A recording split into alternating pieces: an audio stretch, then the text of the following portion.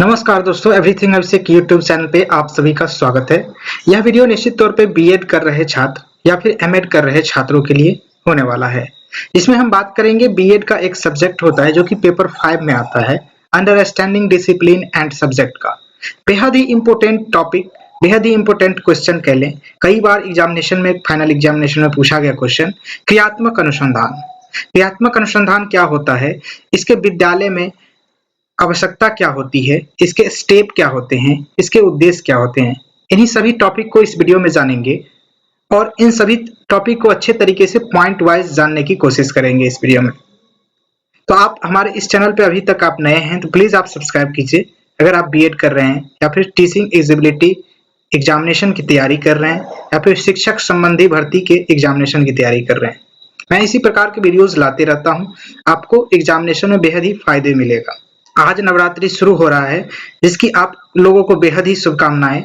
और इसी सभी जानकारी को समेटते हुए आगे बढ़ेंगे। वीडियो अच्छा लगे तो निश्चित रूप से लाइक, शेयर एंड सब्सक्राइब करते जाइएगा। यहाँ देखिएगा, सबसे पहला आपके स्क्रीन पे दिखेगा कि क्रियात्मक अनुसंधान क्या होता है, what is the action research. यह वीडियोस केवल हिंदी में होगा और इसका पीडीएफ आपको मेरे टेलीग्राम चैनल पे मिल जाएगा, जिसका लिंक आपको वीडियो के डिस्क्रिप्शन में और कई ऐसे वीडियोस का लिंक आपको डिस्क्रिप्शन में मिल जाएगा। ध्यान रखेंगे इस बात को और आगे बढ़ेंगे और देखेंगे क्रियात्मक अनुसंधान होता क्या है। तो यहाँ से हमको जानने को मिलता है कि क्रियात्मक अनुसंधान जो होता है एक विशेष प्रकार का अनुसंधान होता है, जिसमें प्रयोग, प्रक्रियाएं या क्रियाएं, कार्यों का अध्ययन किया जाता है ताकि नई जानकारी, तकनीकें या सूचनाएं प्राप्त किया जा सके जो उपयोगी और प्रभावी होती हैं। यह अनुसंधान क्रियाएं तय करने और समस्याओं का समाधान करने के लिए विभिन्न तरीकों के उपायों का अध्ययन करने के लिए किया जाता है। ध्यान रखेंगे इस बात को। इसी से संबंधित नेक्स्ट पॉइंट या फिर नेक्स्ट पैराग्राफ में देखें तो विद्यालय में क्रियात्मक अनुसंधान एक शिक्षा की प्रक्रिया है, जिसमें छात्रों के विभिन्न प्रक्रियाओं या फिर क्रियाओं या फिर प्रक्रियाओं के माध्यम से शिक्षा प्राप्त करने का अवसर मिलता है। इसमें छात्रों को सीखने का अवसर मिलता है, जो सिर्फ पुस्तकों और स्पष्ट शिक्षक छात्र संवाद से नहीं होता है, बल्कि वे वास्तविक जीवन से कैसे आवेश करते हैं एवं या फिर नए विचारों को कैसे समझते हैं, उन्हें यह अनुसंधान के द्वारा दिखाया जा सकता है। आप जानेंगे इस बात को कि क्रियात्मक अनुसंधान एक प्रकार का एक्शन, कहने का मतलब ही होता है एक्शन। जब हम किसी कार्य को कर करके उस पर अनुसंधान करते हैं तो यह एक प्रकार का अनुसंधान होता है, जिसे क्रियात्मक अनुसंधान के नाम से हम लोग जानते हैं। ध्यान रखेंगे। नेक्स्ट बढ़ेंगे तो और आपको बेहतर ही अच्छे तरीके से प्राप्त होगा जानकारी। यहाँ पर क्रियात्मक अनुसंधान के बारे में जाने तो क्रियात्मक अनुसंधान के जनक के रूप में जॉन डेवी को जाना जाता है। जॉन डेवी नावाल इसका पूरा नाम था, नावल नाम था पूरा इसका, समझ सकते हैं आप। और यह एक प्रमुख अमेरिकी शिक्षा शास्त्री थे और दार्शनिक शिक्षा क्षेत्र में क्रियात्मक अनुसंधान के प्रमुख प्रवर्तक के रूप में जाने जाते हैं। उन्होंने शिक्षा के क्षेत्रों में नवाचार किए हैं और अपने समय के शिक्षा प्रणालियों की नवाचारी के रूप में बदलने के प्रयास किया गया इनके थ्रू। ध्यान रखेंगे। जॉन डेवी के बारे में भी कुछ जानकारी है, यहाँ पर देख सकते हैं, आप जान सकते हैं। इसको जानना भी जरूरी हो जाता है क्योंकि आप बीएड कर रहे हैं तो बीएड में जॉन डेवी सेकंड पार्ट में आपको देखने को मिलेगा ही मिलेगा। और साथ ही साथ कई सारे टीचिंग एलिजिबिलिटी एग्जामिनेशन में जॉन डेवी से रिलेटेड क्वेश्चन ऑब्जेक्टिव टाइप पे पूछा जा सकता है। यहाँ देखें तो जॉन डेवी ने अपने काम में शिक्षा के अधिग्रहण, समस्या समाधान, अभिगत अनुसंधान के माध्यम से सीखने के प्रारूप में प्रमोट किया। सीखने के प्रारूप में प्रमोट किया मतलब बढ़ावा दिया गया। उन्होंने क्रियात्मक अनुसंधान को शिक्षा के माध्यम से छात्रों को उनके पर्यावरण में सीखने के रूप में अपनाया और छात्रों को स्वयं के द्वारा उनकी शिक्षा को संचालित करने की अनुमति दी। मतलब खुद से आपको सीखने की जो प्रोत्साहित किया इन्होंने जॉन डेवी के द्वारा, जिसे प्रोजेक्ट मेथड के नाम से भी आप जानते हैं। उसी से संदर्भित है आपका ये क्रियात्मक अनुसंधान, प्रोजेक्ट मेथड से ही। यहाँ देखेंगे तो जॉन डेवी ने अपनी पुस्तक शिक्षा और अभिगत अनुसंधान, ध्यान रखेंगे, एजुकेशन एंड एक्सपीरियंस के माध्यम से अपने विचारों को प्रस्तुत किया और जिसमें उन्होंने क्रियात्मक अनुसंधान के महत्व को बताया और शिक्षा प्रक्रियाओं को छात्रों के द्वारा अनुभव, समस्या समाधान और क्रियात्मकता के माध्यम से सीखने के लिए एक नई दिशा को प्रदान किया। किनके द्वारा? तो जॉन डेवी के द्वारा। ये आप इंट्रोडक्शन में इस तरीके से इसको शॉर्ट फॉर्म में लिख सकते हैं निश्चित रूप से। आगे बढ़ेंगे सब तो टॉपिक आएगा आपका क्रियात्मक अनुसंधान की आवश्यकता, यानी नीड ऑफ एक्शन रिसर्च, यानी एक्शन रिसर्च का आवश्यकता क्या है विद्यालय के परिप्रेक्ष्य में हम देखेंगे, क्योंकि हम बीएड कर रहे हैं तो इसी से संदर्भित हमसे पूछा जा सकता है। पहला पॉइंट निकल के आता है विद्यालय की वास्तविकता का अनुभव कराना, क्रियात्मक अनुसंधान के पॉइंट से आवश्यकता के तौर पे देखें तो क्रियात्मक अनुसंधान छात्रों को वास्तविक जीवन में उनकी शिक्षा के माध्यम से कैसे सहायक हो सकती है, इससे महसूस कराने का अवसर कौन देता है? तो क्रियात्मक अनुसंधान देता है। अब मान के चलिए कोई भी शिक्षा आप ले रहे हैं किसी भी स्कूल, कॉलेज या फिर यूनिवर्सिटी से या फिर इंस्टीट्यूट से, तो वह जो एजुकेशन है, वह जो शिक्षा है, वह किस प्रकार से आपके वास्तविक जो जीवन है, वास्तविक दुनिया है, उसमें आपको किस तरीके से काम आएंगे, उसकी जो व्याख्या करता है, उसकी जो अनुभव कराता है, वह क्रियात्मक अनुसंधान ही करवाता है। जब आप क्रियात्मक अनुसंधान करेंगे तो निश्चित रूप से आप अपने वर्ग में इस तरीके के अनुसंधान करेंगे तो आपको निश्चित तौर पे समझ में आएगा कि हमने जो पढ़ा है उसका हम अपने जीवन में या फिर भविष्य में या फिर जो दुनिया है उनमें आप किस तरीके से उसका उपयोग, वास्तविक दुनिया में किस तरीके से उसका उपयोग, उस पढ़ाई का, उस शिक्षा का उपयोग कर सकते हैं। नेक्स्ट आपके स्क्रीन पे समस्या समाधान कौशल। कोई भी समस्या आपके वास्तविक जीवन में आता है तो उसको किस तरीके से आप समाधान करेंगे, यह जानकारी इस चीज के लिए हमें आवश्यकता पड़ता है क्रियात्मक अनुसंधान का। छात्रों को समस्या समाधान के कौशल कैसे विकसित करने में मदद मिलती है, यानी समस्या समाधान को किस तरीके से करें, उस कौशल को विकास करने में हमें क्रियात्मक अनुसंधान की आवश्यकता होती है, जिसमें वे अधिग्रहण कौशल और समस्या समाधान कौशल का प्रदर्शन भी कर सकते हैं।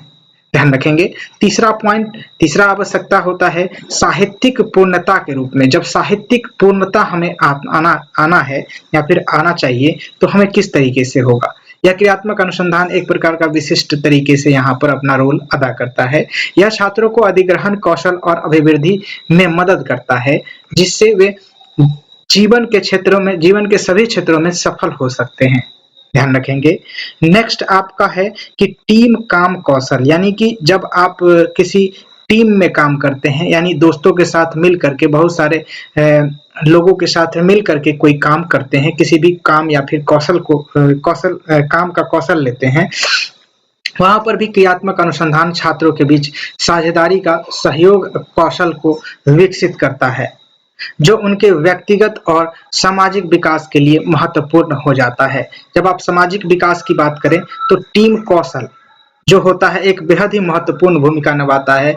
व्यक्तिगत तौर पे भी देखें या फिर सामाजिक तौर पे भी देखें तो टीम कौशल के तौर पे काम करना हमें बेहद ही महत्वपूर्ण हो जाता है किसी भी क्रियात्मक अनुसंधान की बात कर रहे होते हैं तब। नेक्स्ट आपका आता है विविधता में शिक्षा, यानी विविधता है, आप जानते हैं कि डाइवर्सिटी है हमारे कंट्रीज में, तो हम जानते हैं यहाँ पर कि विविधता में शिक्षा किस तरीके से हमें प्राप्त करने में मदद करता है क्रियात्मक अनुसंधान। तो यहाँ पर देखें तो क्रियात्मक अनुसंधान अधिग्रहण की ज्ञान और ज्ञान को विभिन्न क्षेत्रों से एकत्र करने में प्रोत्साहक यानी एक तरीके के उत्प्रेरक कह लें आप, तो प्रोत्साहक और विषयों के चक्रद्वार ज्ञान को बढ़ाने में मदद करता है। ध्यान रखेंगे इस बात को। निश्चित रूप से आप देखेंगे विविधता में जब हम शिक्षा की बात करें तो हम किस तरीके से प्राप्त कर सकते हैं, जब तक हम क्रियात्मक अनुसंधान के तौर पे इसे नहीं देखेंगे, क्रियात्मक अनुसंधान के द्वारा कोई मेथड नहीं तलाशेंगे या फिर क्रियात्मक अनुसंधान के द्वारा कोई भी ज्ञान हासिल नहीं करेंगे, तब तक हमें विविधता में शिक्षा पाने की कोई गुंजाइश ही नहीं दिखती है। ध्यान रखेंगे इस बात को। ये था आपका क्रियात्मक अनुसंधान की आवश्यकता। 5 पॉइंट हमने बताया, इसको आप एक्सट्रेट कर सकते हैं, विस्तार में लिख सकते हैं इसको और भी विस्तार में अपने द्वारा, अपने भाषा में। ध्यान रखेंगे। आगे बढ़ेंगे, यहाँ से देख सकते हैं क्रियात्मक अनुसंधान के चरण यानी स्टेप ऑफ एक्शन रिसर्च।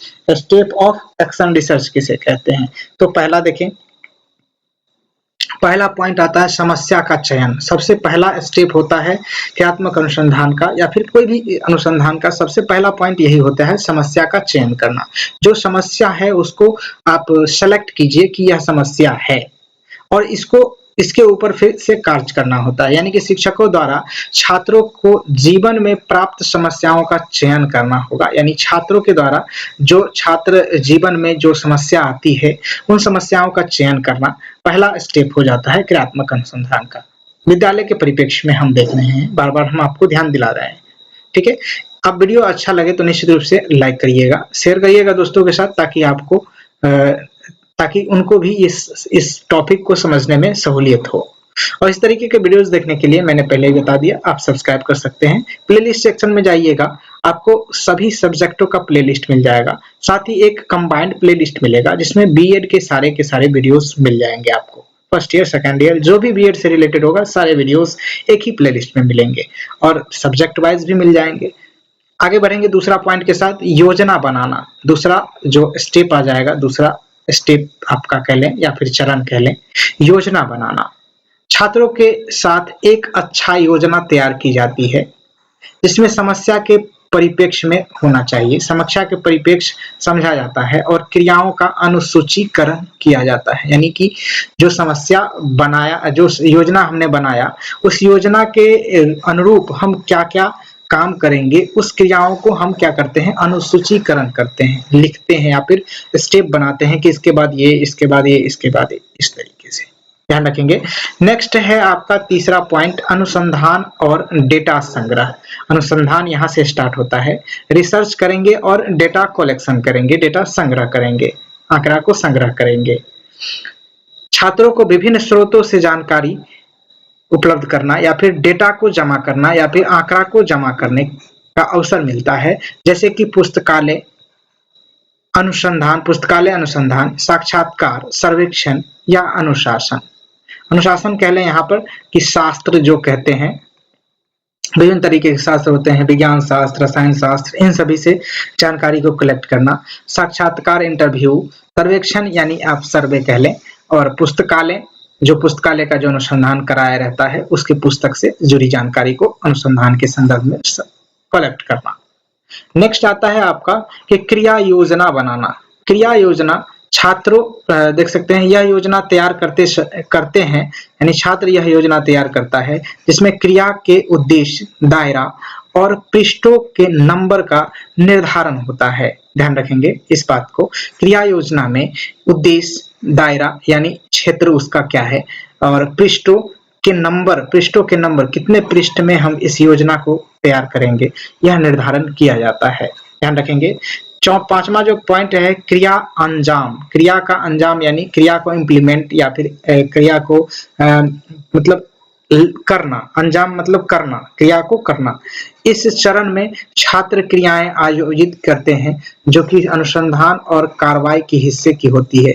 मतलब जो है कि अनुसंधान के जो प्रयोग होते हैं उससे जुड़ी होती है, जैसे कि प्रयोग करना मैंने बता दिया, प्रोटोटाइप बनाना या फिर डेटा जमा करना या फिर विश्लेषण करना। ये सभी चीज आपको पांचवें पॉइंट क्रिया अंजाम यानी फिर क्रिया के रूप में निकल के आता है, यहाँ से क्रिया करना के रूप में निकल के आता है। नेक्स्ट आपका छठा आएगा प्रस्तुतिकरण, प्रेजेंटेशन। प्रेजेंटेशन कह लें तो छात्र अपने नतीजों या फिर समाधान या फिर परिणामों के साथ ही शिक्षकों या फिर एक बड़े दर्शक समुदाय के सामने प्रस्तुत करता है।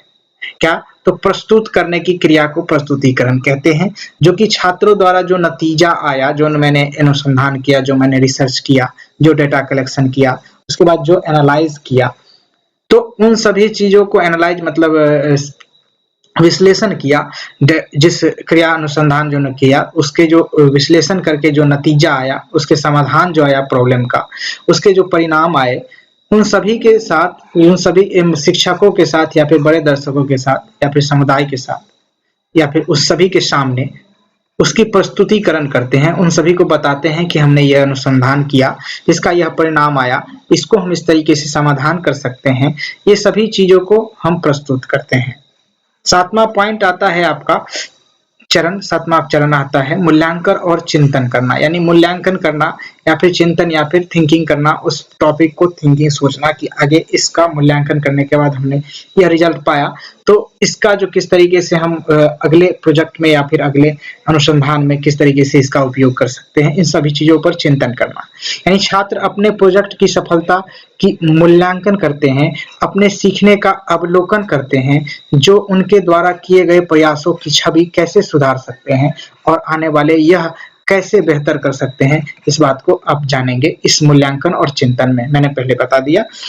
Thank you. इसमें देख सकते हैं 7वां पॉइंट था, यह क्रियात्मक अनुसंधान के चरण थे। आगे बढ़ेंगे और आगे आपका दिखेगा क्रियात्मक अनुसंधान के उद्देश्य यानी कि purpose of the action research किसे कहते हैं। यहाँ से जानेंगे कि समस्याओं के समाधान, छात्रों को समस्याओं के समाधान के लिए कौशल और योजना और योग्यता विकसित करने में मदद मिलती है। समस्याओं के समाधान करने से मैं देखिए तो यहाँ पर जो उद्देश्य क्या है, तो समस्याओं के समाधान करने का एक मुख्य उद्देश्य निकल के आता है क्रियात्मक अनुसंधान का, जो कि छात्रों का जो समस्या है उसका समाधान करने के लिए एक कौशल को या फिर योग्यता को विकसित करते हैं कि वह अपने समस्या का समाधान कर सके। दूसरा पॉइंट निकल के आता है सहयोग और साहित्यिक पूर्ण जो है पूर्णता, यानी कि सहयोग और साहित्यिक पूर्णता के बारे में देखें तो इससे छात्रों के बीच सहयोग, संवाद और साहित्यिक पूर्णता को बढ़ावा मिलता है, जिससे आप जान सकते हैं कि किसी भी कार्य में सहयोग करना उसके साहित्यिक पूर्णता की बात करता है। निश्चित रूप से इस दूसरे पॉइंट से आप इसके उद्देश्य को जान सकते हैं।